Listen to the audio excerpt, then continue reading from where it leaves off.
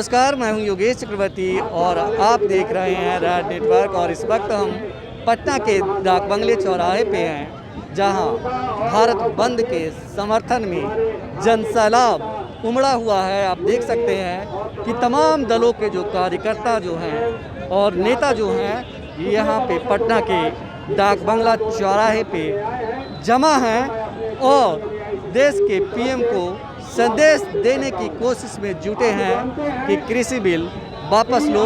हमारे साथ आरजेडी के नेता दुर्गेश यादव जी हैं। दुर्गेश जी, क्या कहेंगे कृषि बिल को लेकर? देखिए, नरेंद्र मोदी की सरकार जिसके लिए कानून बनाती है, जिसके लिए नीति बनाती है और जिसके भलाई की बात करती है, वह परेशान हो जाता है।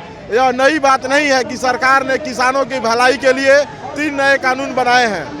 इसके पहले भी सरकार ने देश की जनता की भलाई के लिए और काला धन वापस लाने के लिए नोटबंदी लगाया था।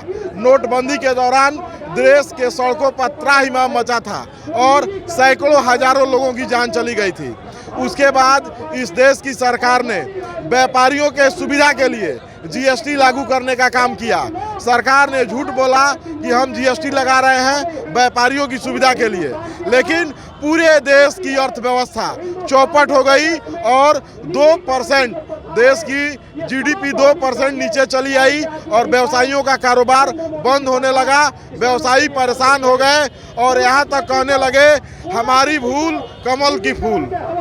तो जीएसटी भी वैसा ही रहा।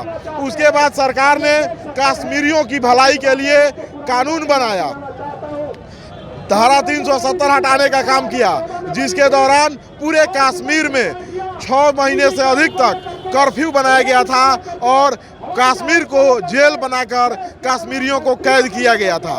कश्मीर के लिए धारा 370 सरकार हटाया, कश्मीरी परेशान थे।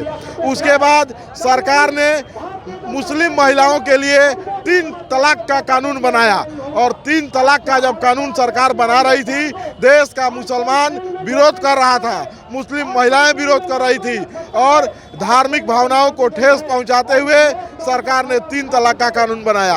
अब सरकार ने किसानों के लिए कानून बनाया है और देश के किसान सरकार द्वारा बनाए गए इस काले कानून के विरोध में भूखे प्यासे इस कपकपाती ठंड में धरना दे रहे हैं, प्रदर्शन कर रहे हैं। यह सरकार जनता की विरोधी है, देश विरोधी है।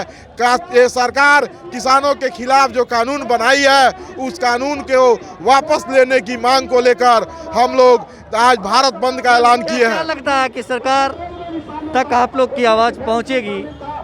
सरकार तक आवाज पहुंचेगी और सोई हुई सरकार को जगा कर ही हम लोग दम लेंगे।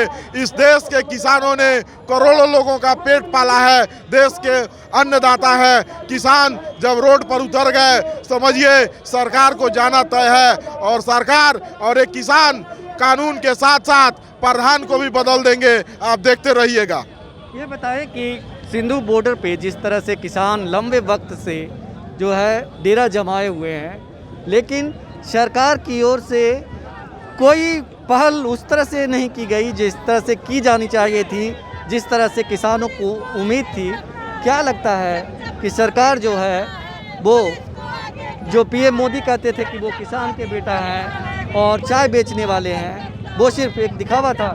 यह नरेंद्र मोदी चाय बेचने वाला आदमी पूरे देश को चाय बेचने वाला भिखमंगा बनाना चाहते हैं और किसानों ने इस देश को अंग्रेजों से मुक्त करा दिया, तो इस अंग्रेजों के औलादों की क्या हैसियत है? यह एक धक्का रोकने में सक्षम नहीं है। आप देखते रहिए क्या होता है।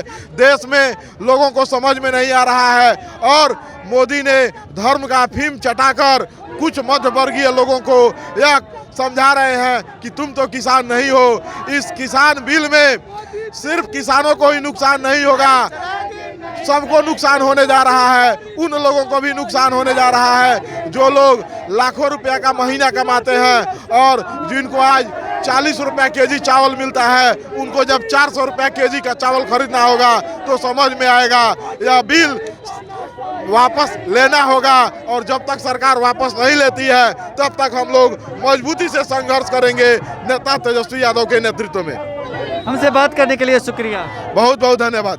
तो ये थे आरजेडी नेता दुर्गेश यादव, जिनका कहना था जब तक सरकार कृषि बिल वापस नहीं लेती संघर्ष जारी रहेगा। योगेश चक्रवर्ती, राज नेटवर्क, पटना।